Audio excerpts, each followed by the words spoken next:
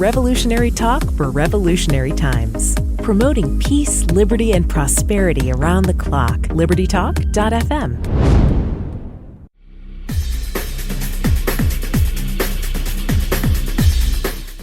Welcome to Living in the Solution with Dr. Elena George. Today we have one of my favorite people on, somebody who is like-minded and I feel is more than a colleague, but a real friend.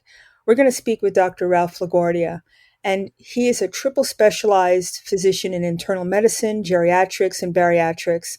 He's also an author of the Doomsday Book of Medicine and the Bible of Alternative Medicine and Infected, Secrets from the Medical Underground. And today we're going to speak about something that's near and dear to both of our hearts, and that's what it means to be a doctor in today's day, and also what it means to be a private practice doctor, because the whole healthcare system has been turned on its head. And I think Dr. Ralph and I are the same cohort where we know what it was like, what it is now. And I think we can speak to what patients need to do to help themselves, because it's just so unwieldy at this point, Ralph, that I don't know if patients really understand. They keep going. It's like a ping pong. They keep going, being promised things that are never going to happen. Right.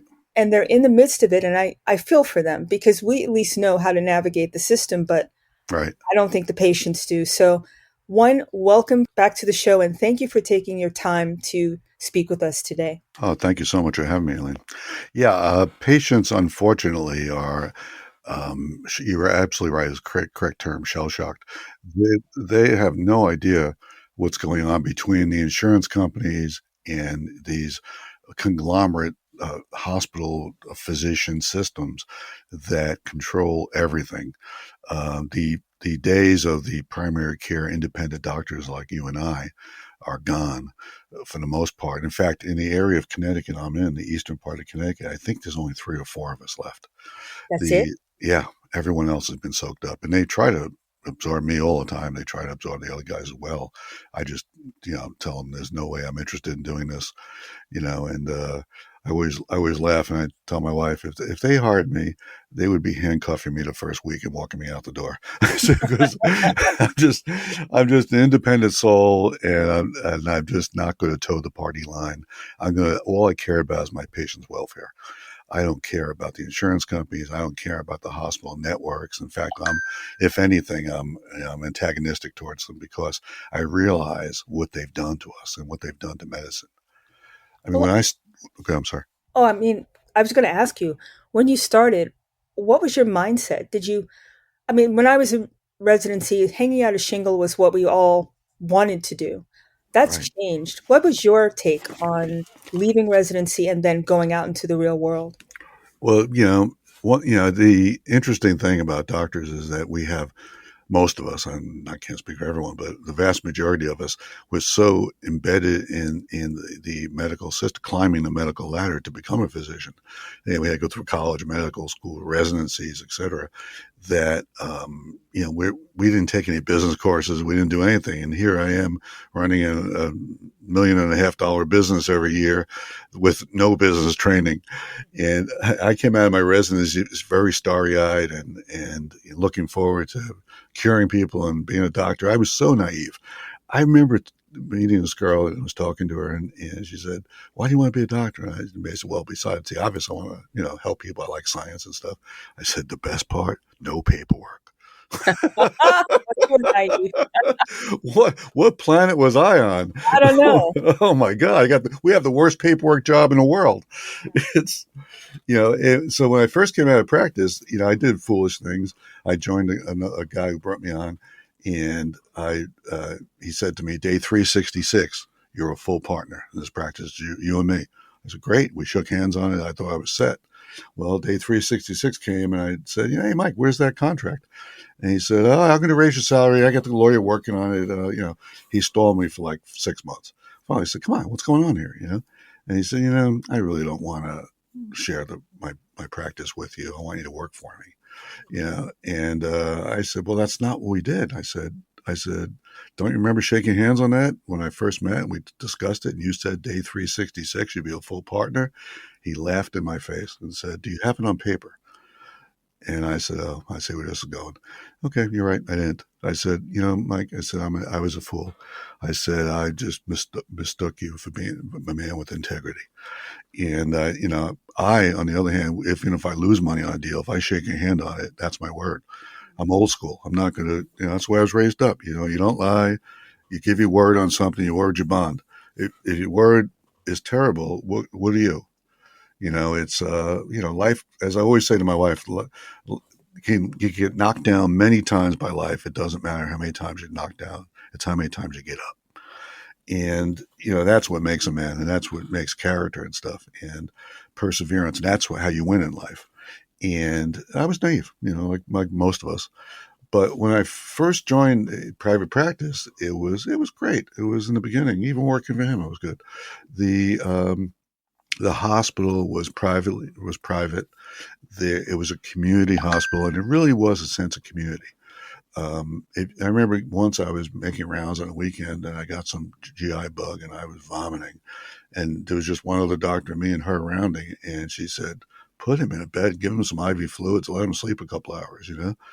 No chart, no charge for it. It was, and there was a sense of congeniality and really, among the physicians, it was really good. When you came to the community initially, there was a huge party welcoming you and your significant other, and every doctor came to it, every single one. And they met you and would talk to you and stuff, and then that would lead to a series of social events. We had ski trips together. We played ball games together. There were picnics. There was all kinds of stuff that we did with the nurses and with the ancillary staff, all as one. We all helped each other out. The nurses, many a time a nurse saved me by not waking me up and just going, okay, I took care of that. I figured you want to do this, and I had their back, they had mine. And it was like, not just with me, it was like that with everyone. And there was a really good sense of belonging to that. And that really fostered a feeling of, I want to help people. I want to do what I've been trained to do, unleash me on them. And God, is that gone? The hospital's got bought out. It's gone corporate. I'll tell you a funny story. At one point, the nurses in the ICU, when it was private, had a little sign on the wall, and it said "sexual harassment" in big letters. And below it, it said, "Will not only be encouraged, will be rated." And it was, I mean, What a difference. imagine now they would arrest them. They would carry them out in handcuffs. I mean, it was a joke. They knew we weren't harassing them. It was silly. We were friends. But that's all gone. It's horrible. I mean, you can't. The hospital didn't charge any employee if you stayed there, no matter what your insurance. There was no bill to you. They took care of you because we were the hospital. Right. And that's, now Hartford Hospital has bought up every hospital in the area. Yale has bought the ones in the southern part of the state, or Trinity. And it's just three corporations controlling the hospitals in Connecticut. And it's not improved things. Everyone's feeding the mothership, Hartford Hospital or Yale, from the outlying hospitals. And they've just cannibalized these hospitals and taken away OBGYN. They've taken away a lot of the specialties. When I first came, we had every specialty in this little town. We had 8 orthopedic surgeons, and now we have 1. We had ENT, we had neurology, we had dermatology. We don't have any of those anymore. We have to send them all somewhere else. And, it's what a pain in the butt for patients, especially the elderly. They don't want to drive 45 minutes into a city they don't know, into Hartford or, other outlying cities here to get specialty care, when they used to get it right here at the hospital. And so I think in many ways, in fact, I can't think of any way where it's improved. Well, it certainly has gotten more expensive. You just described all of these different hospitals, not systems, but everybody had a personality. Like I trained in New York, we had dozens of hospitals. They were all different. Yeah. Now they're all owned by maybe 2 or 3. And Right. everybody, you're right. The ER was staffed by every single specialty. I know what changed because they're asking doctors to take on more responsibility, more liability for free. Right. And nobody wants to do that. And this whole system, I mean, you just think about how you've gone from everybody having their own lane, being responsible for what their practice, to I'm just going to dump it in the hospital, let the hospitalists take care of it. The hospitalists don't know the patients. Right. It's about rounding and then going home. As soon as it's 5:01, they're out of there. There's no basic. I mean, they have to sign out to each other, but there's no real in-depth patient care. It's awful, but Right. it's more expensive. So my question to you is why? It's you figure if it's volume, it should be cheaper, right? But Yeah. in every aspect, it's more expensive between the hospital fees, the facility fees. They're just ramping up costs and you don't even know where they're coming from. Why Yeah. does that happen? Is it because it was corporatized? Yes. What I think happened was what I know happened, the corporate hospital has an unbelievable amount of bureaucracy. I can't believe how many managers and sub managers and assistant managers there are for everything. And there's not enough people at the tip of the spear. There's not enough nurses on the floor. There's not enough nurses' aides. There's not enough physicians on the floor. They skeletonize everything else to prioritize bureaucracy and to have diversity. What do you need diversity managers in there for? It's so ridiculous. I mean, do it on competence. Do it. I mean, there should be no other measure other than how good you are and how competent you are. It shouldn't matter what race you are, what your sexual orientation is, any of that nonsense. It's how good of a doctor you are. What your outcomes are in the end. And they're pushing all this nonsense, and they're having all these endless meetings and this, just garbage. My wife worked for the hospital for years. She was a microbiologist, and she finally left and said, "This is crazy." During COVID, they went berserk. She wasn't vaccinated, and they went nuts on her. And I said, I wrote them later, so I'm not vaccinating her. She has Hashimoto's. She has rheumatoid arthritis. SLE. I don't want this to flare on her. And I'm not doing it. And they folded when I wrote them the letter, but they still made her life miserable. Just I'd find that it's a faceless, heartless bureaucracy. Agree. And churning out volume for money, but not quality. It's interesting too. Don't you find that there's so many hoops to jump through, so many regulations, but the quality of care has dropped? Have you noticed that? Oh yeah, it's I'm shocked how often patients say to me, I'd say, "You saw the specialist? What did he say or what did she say?"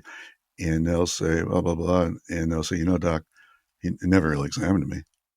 I'm like, "What do you mean he didn't examine you? He was on his laptop the whole time. He didn't even look up. He asked me a bunch of questions and just sent me on my way." And I see that. I mean, you and I, we're old school. What would have happened to us in our residency if our, the people supervising us heard that we saw a patient and didn't examine them? I mean, it would have That been would the be end of it. us. Yeah. Right. They would have walked us out that building. Hmm. I hear it more often than not. I'm blown away by it, or I'll get reports. I'll say, "So you were in the ER the other day with vertigo?" "Oh yeah, it was terrible. What happened?" "Well, I was there 7 hours, and they did a CAT scan, they did an EEG on me, they did a 10,000 blood samples, they did everything, every test you can imagine on me." And I get this 10-page report of nonsense, plus just fluff in there. Nurse gave a Tylenol at 7:08. What do I give a shit what time they give a Tylenol, get right to the chase. What happened, And Yeah.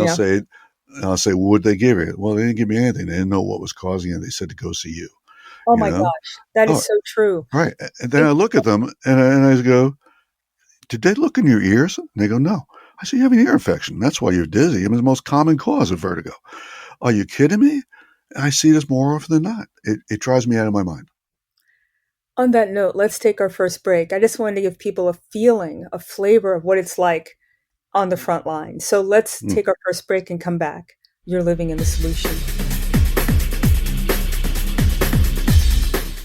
Welcome back to Living in Solution. We're speaking with Dr. Ralph La Guardia.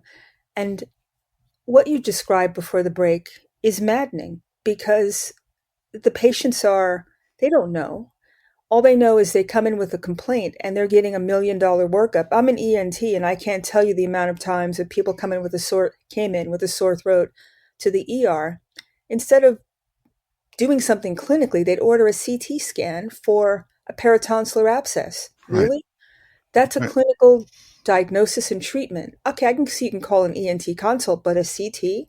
right. How many thousands of dollars are, you're right, added to this fluff? And is it because they're trying, I mean, the party line is they're trying not to get sued, so it's like a CYA type of thing. But on the corporate side, you have to follow the money, don't you? Every time a test is ordered, that's more money for the hospital. Yes, that's what they want. They want us to order. And in fact, even, there was a couple of years ago, there was a little uprising on our staff by the internists because we said radiology is not helping us.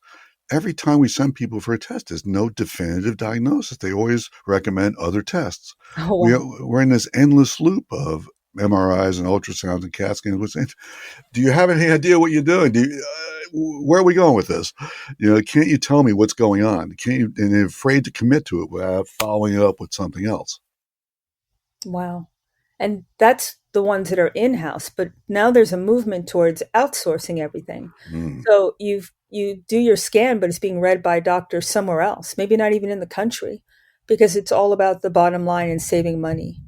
And right, I wonder, and I think you can answer this question too, are you really saving money by doing $1 billion workup instead of having or calling a consult because you don't have time to do the physical examination? Does that really serve the patient? And for right. all the naysayers that say how expensive the healthcare system is, do you think it would be cheaper if we just got rid of all of these ancillary, I wouldn't say they're specialties, but there's so many layers before the doctor sees the patient Oh, that yeah. it's just costing, it's the least trained in terms of time on the front line now. That was never the case before. Yeah, it was the exact opposite Hmm. before, Yeah, I mean, it's, the old saying, common things are common. In medicine, you hear hoofbeats, don't think zebra, it's a horse. There's, and they think zebra all the time. They go to this elaborate, and I'm thinking, what are you doing? First treat, look in their ear. If they don't have an ear infection, then maybe start looking for other stuff. But God, I'd say 90% of them you could just eliminate with that. You want to do a CBC, fine. You want to show off, but you don't even need that. And what do we do in private practice? People like us, we go right to the chase. Boom, boom. I mean, I have patients that come in, new patients. I invariably hear the same thing from them. God, you did more for me in a 15-minute visit than the last guy did in 10 years. You mean, or woman, you didn't, they didn't tell me anything. They didn't show me what to do. They didn't put their hands on me. And, I say, did you hear this heart murmur? No. I said, really? It's, 2 to 3/6. I can't believe the guy didn't hear it. Uh-huh. And it's just endless, just patients being let down this led down this path of just endless testing and endless medications for simple things that could easily be eliminated. Especially me, because I'm a functional medicine doctor. Exactly. I was just going to Yeah, ask you if people trained to know nutrition and to understand cellular biology, would we have so many medications, prescriptions written? And every time I listen to something on TV, the side effect is the worst. I mean, it's death, it's suicidal ideation, it's right, terrible. Why right. is stuff on the market? So if we could go back to basics, do you think that that would make a difference? And I think we Yeah, have to talk about medical education, don't we? Because it's yes. changed Yeah, dramatically. I went to medical school in Italy. It was a lot different than here. It was very hands-on. It was, our professors were. It was oral exams in Italian, in front of professors who were gods. They weren't our buddies. And you got one thing wrong after an hour, they didn't lower your grade. They threw you out and said, "Come back in 6 months." Oh my God. They were hardcore. But at the end of the day, we were trained not to rely on technology. You better examine the patient, and we had a whole course just in topographical anatomy. I went to the school I went to, Padua, is the home of anatomy. Falloppio was there, Morgani, all these famous anatomists, and they didn't rely on technology at all. They said you better be able to feel this and look for that first. First examine the patient thoroughly. First get a history, actually, and then examine them thoroughly. And then as you know, 90% of your answers are almost there, or at least we will develop a hypothesis of what we think it is. Hmm. And then use the modality to Right, confirm what you already came up with your hypothesis. right. Not to shotgun it and order every test in the world and hope one of them hits. But And I think that the medical schools are just not training doctors the way they should, the way they used to. first of all, I think that there should be functional medicine, a course in functional medicine there, because that teaches young doctors how to integrate anatomy and physiology together. Yeah, I mean, and then with nutrition. And then they can realize, because as you know, so many illnesses are there because of dysfunction. The thyroid or the heart or the lung is not functioning properly, and because it's not getting what it needs to function properly. And so once I replete those things, and an amazing number of illnesses go away, because they're not really illnesses, they're deficiencies. And once you correct them, you don't need pharmaceuticals, which don't correct them. They just mask the symptoms. And so all you're doing is hiding what the problem is. You're not getting to correcting the problem. Until they get back to teaching that, which they don't do. There is, I always have this fantasy, because I write my Substack column, the Medical Underground, and there every week I cover a different topic. I always fantasize that some medical school is going to see this and go, man, we should just give this to our students and have them read this.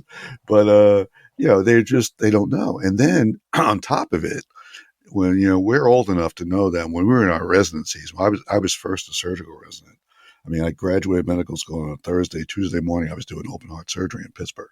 It was hardcore, and our schedule was 110 hours a week. It Oh my was, God, I remember those days. yeah, Yeah. remember those? Hmm. 3 days on, 1 day off, and you're single. You party the day you're off. But it was grueling, and certainly from the outside viewed as inhumane and accident prone. However, on the inside, we got 3 years experience in 1 year.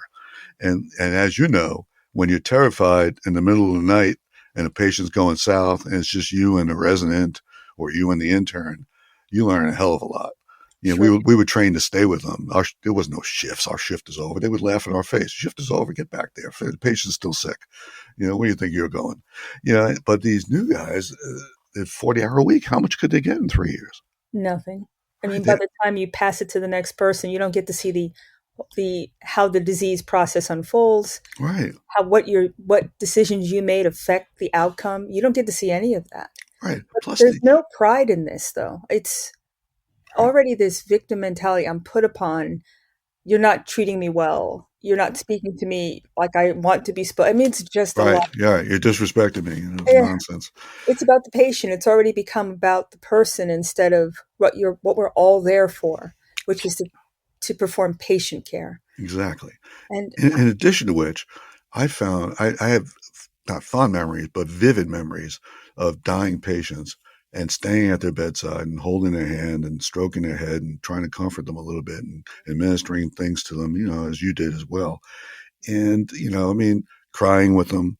I'm not afraid, I'm not ashamed to say it. They broke my heart, some of them. I'm tearing up and talking to them saying, I remember one guy, a young black guy, dying of what is that cystic fibrosis? I'm blanking on it.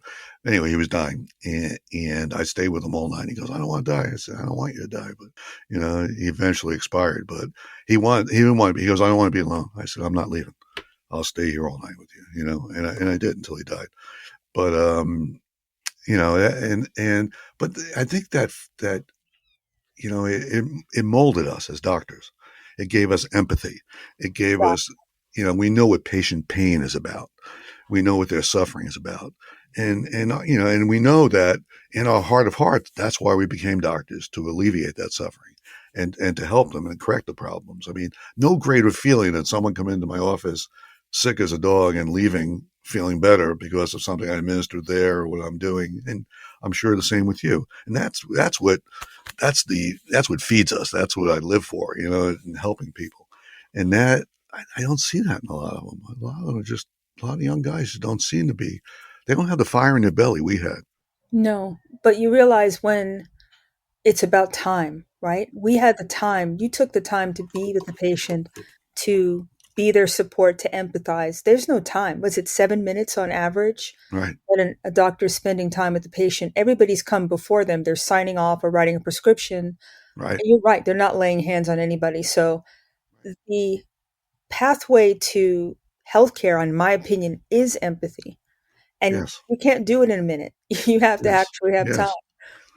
I want to discuss with you. I'm going to take a break in a couple of minutes, but I want to start the conversation is how did we get there? Somebody gave in, and the doctors are, to me, they're complicit in this. Oh, Because yeah. if we had empathy, there's no way we would have let somebody come in and say, you need to see 50 patients a day and like it. Right. And get them in and get them out and do this procedure because we want the bottom line.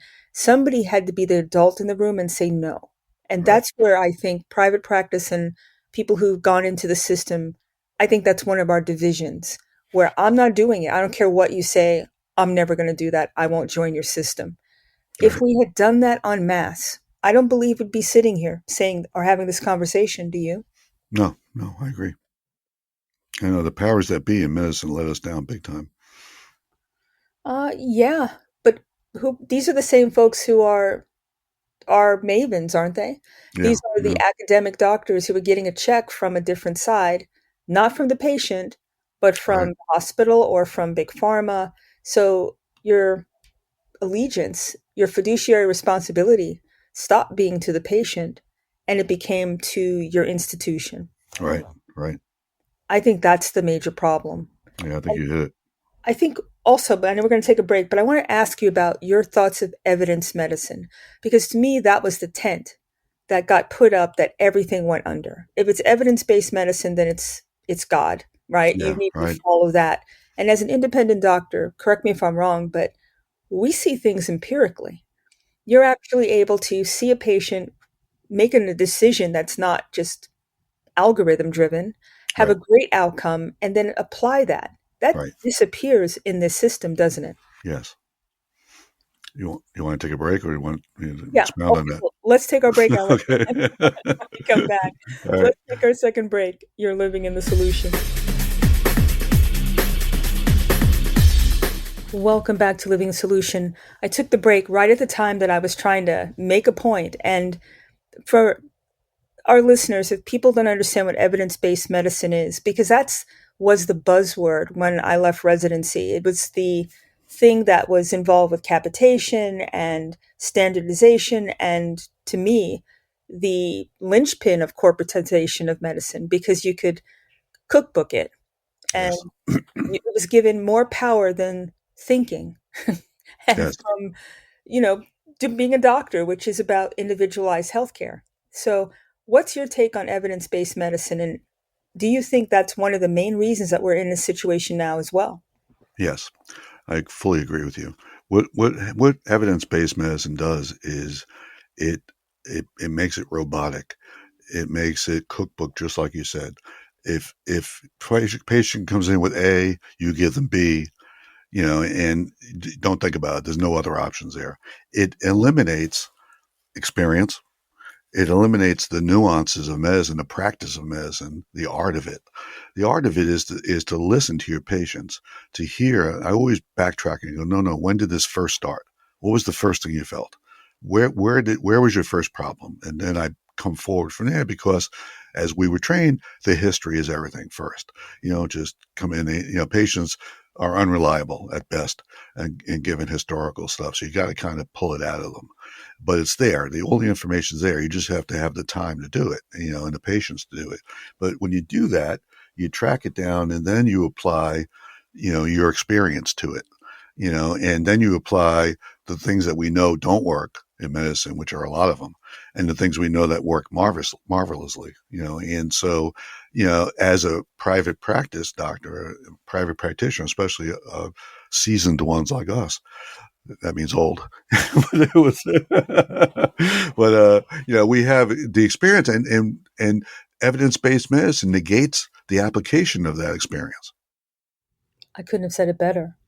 But who came up with it? It wasn't doctors, was it? Was it big pharma? Because it's always got a medication associated with it. Have you noticed? Yes, and also it enables ancillary um, PAs and nurse practitioners and stuff who have a very small knowledge base compared to us, but it allows them to survive in a niche where they just do A equals B, blah blah blah, and can plug in and go along, and feel okay about it. And I know that from doctors who I've met who were PAs before, nurse practitioners before, and said, God, I thought I knew everything. They go, oh my God. Before I went to medical school, I can't believe it now, how little, and it's not to put them down. A lot of them are very good in the niche that they're in. It's great. But I think evidence-based medicine, they fit that corporate model really good. And what you're seeing is ERs with one doctor and 6 PAs or nurse practitioners in there, and one doctor on. It's much cheaper to have one doctor in there and have and the oversight's not great. I mean, they dictate the note and make it sound like, I reviewed everything they said, and you and I know that really isn't happening, and I think physicians are foolish allowing that to happen, because they're going to eventually, especially with AI coming in, they're eventually going to say, that computer is way better than you at this. Mm-hmm. We don't really need a doctor for this. Let's have, AI assisted, ancillary, nurses or physician assistants do this first. And if it doesn't work out, we'll send them to the doctor. And I think that's where we're heading. And I think that's a dangerous path. And I think it doesn't serve patients well. And I've seen so many mistakes that were so obvious that I'm looking at who looked at you, Yeah. And it's very disappointing. And I think, patients are confused by it too. They constantly describe so-and-so as a doctor, and I always correct them. I go, no, Mm-hmm. that's a PA, that's not a doctor. Because I just don't want that physician title to be watered down to be given to anyone, that patients see. I don't think it's fair to us. We went to school many, many years and trained, very vigorously trained to get that title. Exactly. And there's a doctor of everything now. So Mm, doctor doesn't mean anything. You really have to go MD, DO, or whatever your training, your certificate is, in order to delineate yourself from the rest of the right, healthcare system. And right, it started off about money, but ultimately didn't it not derive from the insurance model, because they stopped paying people for their worth. They started nickel and diming people. yes, So doctors were paid you were paid a fraction, 10% of what your bill was, which is right, ridiculous. But right, everything in private practice, for example, has gone up. Your malpractice, your cost of doing business. This is the only profession where you don't get a paid consistent with inflation. right. That's a joke. I think we're off 20% for Medicare Oh, from 15 years ago. They haven't raised the rate. They're talking about cutting them. no, they Where have. where our overhead is crazily high now compared to then, especially for salaries. you know, and they're crushing us, and they wonder why primary care is dying off. First of all, it's the hardest because my best friend's a cardiologist, and I always give him a hard time. I call him a one organ doctor. I just his face gets red every time. I go, Joe, I'm a real doctor. I do the whole body and the mind. But there's no, so yeah, specialties we need them and they're great, but primary care is brutally hard. I mean, just look at the PDR. We have to know the entire friggin' PDR, and everything's got 2 names to make it worse. Yeah. So, I mean, it couldn't be worse of a nightmare for us, but, and there's a lot of responsibility there, but people don't want to do it. It's easier to go into a specialty, and a lot of them do it because they love that specialty. I'm not putting down specialists by any means, but I'm just saying primary care is in trouble because of that. And I think eventually it's going to be little fiefdoms with a doctor over a, a hierarchy at the head of PAs and nurse practitioners, and Oh, it's already happening though. yeah, yeah, We've got this whole telemedicine. We even talked about telemedicine, how that's been outsourced. I just want to know your take on this. I know what I think, but what is telemedicine?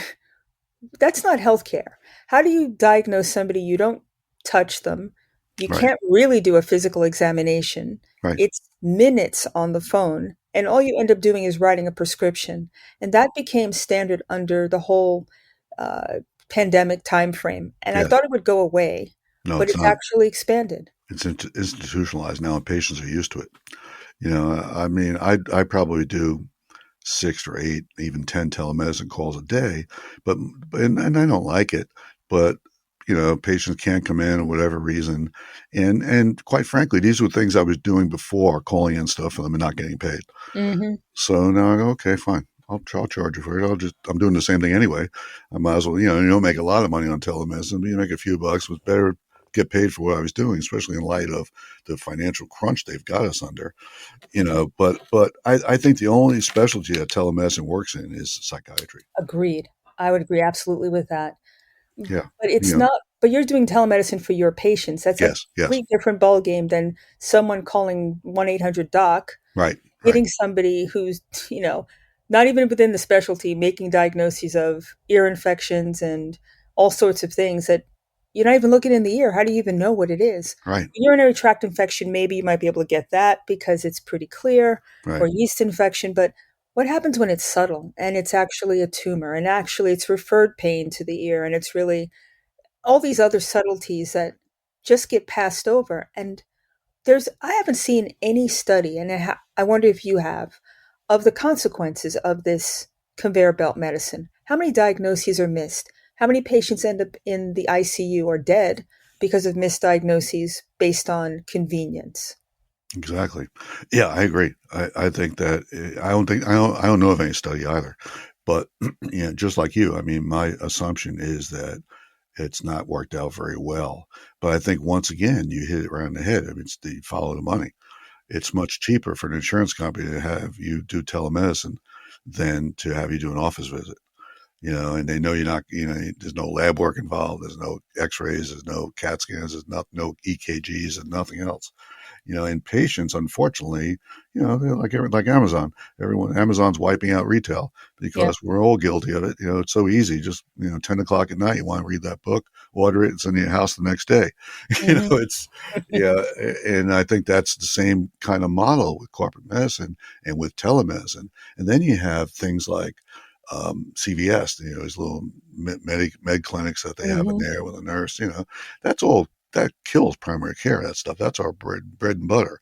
All those little things, And then you have all these online things. You call up for your ED meds. You call up for this. You call up. Once again, it slowly picks away at the things we do every day. And so I don't know what they're going to do eventually, but it's going to make it harder and harder for private guys and gals like us to survive in this environment. And it's not going to end pretty. I don't know how it's going to end, but I think they'll eventually have the pendulum will swing back, and they'll say this isn't working so well, and we'll only do certain diagnoses. We're not going to do chest pain or with a telemedicine visit. Patients try to do now. I had women try to do that today. Really? I'm sweating like a pig. I'm like, God, I'm having a hard time breathing in my chest. I said, I can't treat you by phone. You got to come in. I actually admitted her. I sent her to the hospital after I saw her. Her EKG was off, and I said, no. I said, your blood pressure is 190 over 120. There's something wrong here. Oh, geez. I said, I've rechecked it. I've watched you. I said, you're going down. I said, your EKG doesn't look great. It's changed a little bit. I don't have your cardiac enzymes back, but you're going to the hospital. But many times I sent patients to the hospital and they watch them and don't admit them. No, yeah. And I'm like, God, I can't believe they sent you home with this. Oh, that's crazy at what's going on from that standpoint too. It's like the ERs are just designed to send them to an outpatient referral, right? Right. So I'll give you an appointment. I don't even give you an appointment, just tell you to go see an ENT or go see a urologist or whatever. And then the patient's on the hook for finding somebody, and that's months down the road. Right. Right. I wonder, this is another question that needs to be answered about liability. There is no liability here. It's like the insurance companies are practicing medicine, the people who are on the telemedicine end, and the insurance companies that push that, because some people have to do telemedicine and not see the individual, the Yeah. doctor. Right. Right. What happens if there's a bad outcome? Who's getting sued for this? Yeah, it's true. I often wonder it because I'm old school. I have paper charts, believe it or not. I dictate remotely to a place in Georgia. They type it up and send it back, and then we scan it and put it in the computer. But I don't have. I'm not sitting there with a laptop. My notes are dictated, and it's like me speaking to you. And it is not. It's not a template. Hmm. I'll get like for EMT, for example. I just recently saw a note from them, and in the template, They talked about the cardiac exam, the lungs. They didn't touch any of this. Why, why is this even in here? I mean, aren't they embarrassed? It was a couple pages of stuff I know they didn't do. I know you looked at the head, and the ears and the throat, and that's fine. I know you did that. I know you didn't do the other stuff, and I think what a liability trap that is. Yeah. I mean, a good lawyer. I mean, really, did you look at do you always listen to the lungs? And do an abdominal exam and check their pulses in their feet? I don't think so. And that's the same reason why I don't, I tried in the past not to do too much telemedicine. I definitely don't have patients, email me anything. I don't allow it. And the reason is, what would happen if you emailed me tonight and said, Dr. White, I'm having crushing chest pain. What should I do? And I don't pick up my email. You know what I mean? There's a liability trap of traps. Well, doctor, why are you giving out your email if you're not checking it, in a timely fashion, and it's all on us. As you know, lawyers love to prey on us with that stuff. That's a given. Yeah. And I'm amazed that they haven't done the, using the computer template as to take apart a specialist. Wow. Well, let's take our last break and come back, because there's so many things that we need as physicians to withdraw our consent from, I think. You're right. Most of it's a trap, and it doesn't serve us or the patient. So let's take our last break. You're living in the solution. Welcome back to Living Solution. Dr. La Guardia, how can people buy your books and go to your Substack? Because as you said, you write blogs which are extremely helpful on how we can take care of ourselves and get to know our own bodies and be our own physician. That's what it's going to come down to. Yeah, if you go to Substack, actually go to medicalunderground.substack.com. That'll bring you right to the Medical Underground, which is me. And you'll see the archives there. I've got probably 150 articles on there on every aspect, and I try to put very helpful things on there for patients, basic things, fever, the importance of fever, not treating it, letting it burn and different things like that. Hydration, different foods I'll cover, nutritional stuff, things like that. This week I wrote one on allulose, which is a sugar substitute. That's fabulous. And I try to do things that my patients and my readers can employ in their lives. And I know they are, because I get such great feedback from all over the world, basically, of how, one article I wrote changed them because they incorporated this into their healthcare. But it's very reader accessible. You don't have to be a physician. You don't have to have any medical experience or knowledge to read my article. I whenever I use a term, I immediately in parentheses right next to it what it means, so that you don't get lost in jargon. And a lot of times I'll take a deep dive into the science, but I'll keep those sections walled off, and I'll say, kinky fact, nerd food. Don't read this section unless you really love science. Skip to the next one if you don't like it. But by the same token, I want to educate patients. I want it to be both entertaining and educational for them, and so they could read it and go, oh, okay, I understand that. And I don't just tell them, in my books the same thing. I don't just tell you, okay, this is heart attack. This I tell you, or this is high blood pressure. I give you ways to treat it, without pharmaceuticals, because there's so many interventions you can do, as you know, that are just over the counter things that work just fine to prevent or treat a lot of stuff. And that the public doesn't know about and is really hungry for this kind of stuff.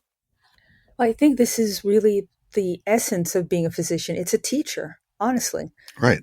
It's about having your patient be a partner in their care, not pronouncing on high, do it this way, or I'm going to remove you as a patient. I mean, it should never be adversarial. And if it is, I think patients have to take now really good care of themselves and take responsibility. If you've got a little feeling and you're in a physician or practitioner's office, find another one.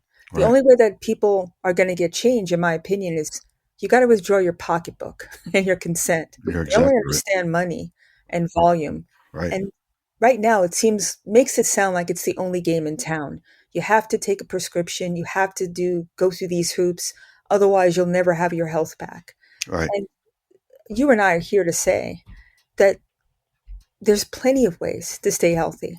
your blog is one, and I read it myself. It's great, and I share it with my patients Oh, you do? because it Great. is, Thank you. of Mm. course, I mean, you're doing yeoman's work, and you're doing it for the love of the patient, and that's the right energy. And I love patients who want to be their own partner in their care, who want to take care of themselves, who want to take personal responsibility. Those are the best patients to treat and to care for Oh, because yeah. they're going to go the extra mile to get better. And you get to discharge them, which is what we're supposed to do, right? Right. Not see the Right. same person, same thing for the same reason over Right. and over again. I don't find that interesting. Yeah, well, as one patient described it to me, she said, "You never give up on me." She goes, "No matter what comes up," she said, "you always find something, or you'll scour and come up with something to try it." And they appreciate that. But what I tell patients all the time, and patients have this odd thing. I'm sure you've heard this all the time. They go, "I didn't want to bother you." And I said, "Listen to me." I said, if patients that need help bothers me, I'm in the wrong profession. I mean, my God, I said, I'm not. You're not here to serve me. I'm here to serve you. Exactly. It's not my convenience. It's for your health and what's important. I said, don't ever think you're bothering me, by calling up or coming in too often or whatever. But I also don't browbeat them. I give them their options. Mhm. Like smoking cessation. We all push that, and when I do it, and they'll say, "Oh, doc, I like to smoke." I said, "Listen, you're a big boy. You do what you want. I'm not here to beat you up." I said, "I'm just telling you, this is the stuff that's going to get you." I said, or older man will come in, and I'll say, "Look, we got to check your prostate. We got to do a colonoscopy on you or a Cologuard test. We have to do these things." Good. I said, "Because this is low hanging fruit." I said, "You feel good now, but if we don't check these things, this is stuff that's going to take you out in your age group." And so I want to take that off the table, and then we can relax about things and not be so vigilant. But I said, you got to work with me on these little ones. We got to do this. And I think they appreciate that, I'm sure honestly. they do. I mean, you must have the most, when you leave for the day, I know you're tired, but you must feel like I made a difference. Oh, I do. I do. And, I run a nursing home as well. And I get my wife is like, why do you do that? It's 88 beds and currently 85 of them are my patients. It's like having a small hospital. But I love the old people. I go there and I round on them once a month. You don't have to. You can supposed to do it every 90 days, minimum, but I do it every month. And there are some that I know get no visitors. And I'll sit down with them. I'll spend 5 minutes talking to them. Just, hey, how are things? Blah blah blah. And they'll tell me stories of in the past, and their eyes just light up. And oh, doc, thank you. Don't worry about it. I'll see you next month. And it just makes all the difference because imagine how lonely they are. They're lonely. Their family hasn't shown up. They've been parked there for years, and the same thing I always do, even in my practice. I kiss the old lady. I hug everyone. I'm very affectionate to everyone.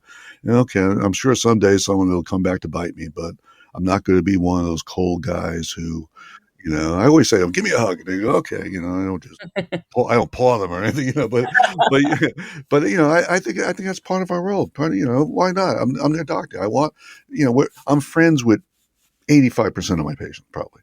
You know, I like them. I know all about them. I know things about them their spouse doesn't know. And I've taken care of them for decades. And that's why people say, "Why don't you retire? You'll be 71 this year." I said, "What am I going to do? I like these. What are these people going to do without me?" You They know? need you. Yeah, they always go, "Doc, you going to retire?" And I reassure them. They go, "What am I going to do without you?" I said, "Oh, you are so screwed." but or I I love tell them, I'm not really old. I just look bad. Well, from the standpoint of the private doctor, how do we turn our colleagues on to withdrawing themselves from this system? I've seen so much burnout. There's the Yeah, suicide rate among physicians. They don't talk about that very much, right. but it's extremely high. Very nice. Even And especially among young ones. yeah, I mean, in training even. Yeah, So I've never heard of that. me And either. if Yeah, you're working less than we were doing 100 hours a week, right, getting browbeaten by our right. professors. Yeah, they weren't our buddies. No, but we made it through and we had purpose. What's going on, do you think, in this situation that people just feel they've lost their way and Yeah, I life think, isn't worth living? That's yeah, tragic. I know. I don't know how to fix it really. I think on an individual basis, I've always fantasize about having some guy come out of medical school and call me up and go, I really want to be a functional medicine doctor. I want to learn how to do this stuff. And, God, well, I would be happy as happy could be, to have someone that could teach this stuff too. But, they just they don't seem to be there. And a lot of them just want to put in that 40 hours and go home, and I don't, like I said, I don't see the fire in their belly about stuff, No. I have my cousin's stepson. He went to medical school. I never thought he had a fire in his belly, but the kid had wisely bought some Bitcoin a while back, and he's never practiced. And he came out of medical school. He's wealthy from Bitcoin and just retired. And they thought that was great, and I always thought that was horrible. And they said, why? And they said he could do what he wants. I said, but he took the place of a guy who had a fire in his belly, Yeah. who could be seeing patients right now and helping them, instead of sitting there in the sports car driving around with, Bitcoin millionaire and not doing shit with his life or not helping anyone. I said, that's the part they don't understand because they're not doctors.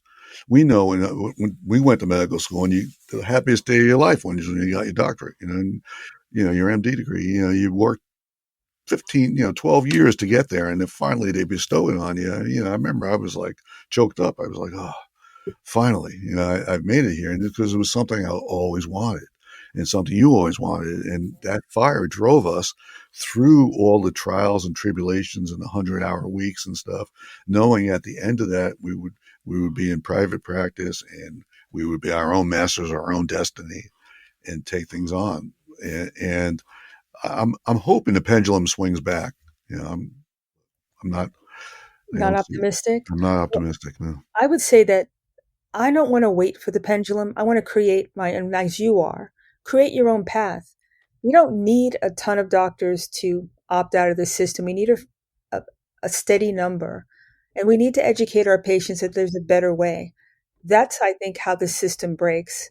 When people can look at their colleague, their family member who's thriving, not getting robbed and ripped off every time they go to get a procedure done if they need Right. and say, I didn't no idea that this wasn't really the cost of X. And if I had paid cash, it would have been a fraction.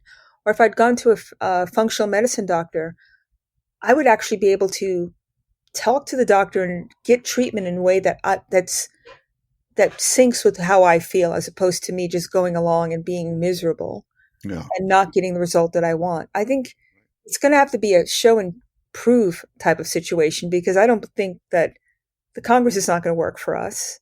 Yeah. The government doesn't work for the healthcare system is driven by the same people who want the status quo. Right. They could care less what doctors want. How many times have you called to get something pre-certed and you know that it's appropriate and you get poo-pooed? Or worse yet, they tell you can do it and then they deny it after you've done it. Right. It's a complete scam. I know. It was funny because I called Arizona to get something pre-approved. And I'm talking to this doctor, and I said, and he goes, "This is Dr. Gottlieb, blah, blah, blah." And I said, "You don't sound like you're from Arizona." And he goes, "I'm from New Jersey." I said, "Where?" And he goes, "Englewood." I said, "Ron Gottlieb?" He goes, "Ralph?" Yeah, he goes, "I thought that." I go, "There's not many LaGuardias. There's a ton of Gottliebs. Come on, you didn't think it was me?" Hey, we ran track together in high school, and then he went to medical school. It was just, it was hilarious. I said, "Wow." But yeah, well, I think I had this fantasy as well. I got a lot of fantasies, but I had this fantasy that a wise insurance company, a smaller one, that would realize the cost savings of instituting a functional medicine program among their patients, paying for it, and having, even me train a bunch of PAs or whatever, an army of if we couldn't get physicians to do it, just to apply these things, make sure everyone's vitamin D level is good right off the bat. Right. Do mass screenings for fasting glucoses, check that out. Put them on some vitamin C also. Depends what their disease is, put them on the appropriate minerals they need, and do things like that first. And then see, I think it would be an amazing cost savings for them. Oh, for sure. And I think once they realize that they would have better outcomes, there would be the stuff we use. There's no side effects to, except beneficial stuff. I'm just giving nutrients to the body and stuff the body recognizes, organic stuff. I'm not putting in these chemicals. I mean, I've had patients come in with, and I'm sure you have as well, 30, 35 prescriptions. Oh, yeah. And I look at them and they're sick as sick can be. And I said to them, you know something, half your problem is polypharmacy. And they go, what do you mean? I said, these meds are interacting with each other. I said, you're taking in 35 chemicals every day. You don't think there's a price for that? And I said, listen, if you want to do this, I said, we can do this. I said, I'm going to cut you down to 5 or 6. These are the ones I think are essential right now for you. I said, we need more, we'll add them back in. And I've only done this maybe a dozen times, but every time it's worked out great. Every single time. Not surprised at all. Yeah, they come in and they go, oh my God, I was under a cloud. I was drugged all day, and half their problems go away. But that's, once again, for us, that's a liability trap. You got to make sure they sign off on it. You understand that we're doing this. It's not the standard of care that we would normally do. That standard of care nonsense is terrible because the standard sucks. Exactly. And that's what they hold us to. And you're like, okay, you're holding us to a model that doesn't work. No. And I applaud you for staying the course, honestly. And your patients are blessed to have you. Yours as well. Oh, thank you. Time goes way too quickly, and I have to come back because this is just a tutorial for our patients to understand the bigger picture. Hopefully, they'll take this and run with it. And my hope is there's a pharmaceutical rep, a company owner out there who not pharmaceutical, an insurance company, who's listening to this and, maybe we should try that. They can make a lot of money the right way. Yes, and have better outcomes. Exactly, by delivering patient care. And they won't be executed by lone gunmen because these crazy guys who are just trying to get back at them because everyone's pissed at the insurance companies. I mean, I don't know anyone who's happy with them. No, I don't either, whether they're healthy or unfortunately have an illness. No, by the way, not that I'm advocating shooting them up. I'm not saying anything like that. That's a sicko guy out there, but just the fact that people are driven to that. And look at he's cloud sourcing and he's got millions of dollars of people sending in to help him. Mm-hmm. Are you kidding me? There's a better way. Right. We just discussed it for an hour. So I know that time is short, but I want to make sure people know, again, how to get to your Substack, buy your books. Yep. It's medicalunderground.substack.com, or you can go to Amazon. All my books are on there. The Infected Secrets from the Medical Underground. What that is, it's a handbook of how to treat every infection from head to toe without pharmaceuticals.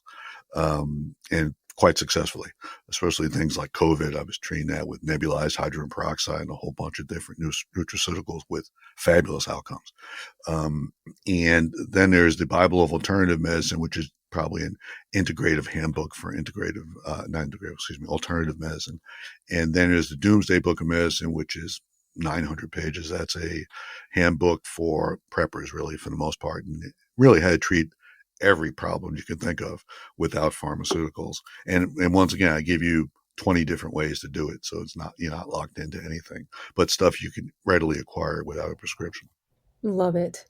Thank you so much for joining me today. I can't wait to have you back on. Anytime you want. Thank you for having me, Elena. I always enjoy talking to you. Right back at you. And thank you, everybody, for living in the solution.